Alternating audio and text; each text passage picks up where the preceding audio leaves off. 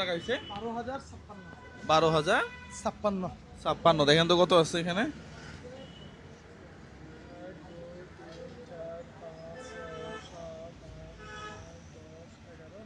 12 না 13 হয়েছে।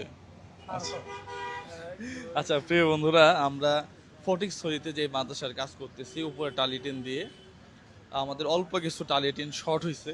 ওই টালি টিনটাই আমরা কিনতেছি 12,056, মানে 12,000 টাকা দিছি আর কি। আমাদের প্রত্যেকটা হিসাব আমরা যেখান থেকে মাল কিনছি তার মুখে শুনে এরপরে আমরা পাবলিশ করছি। যারা অর্থ দিয়ে সহযোগিতা করছেন তাদেরকে অসংখ্য ধন্যবাদ।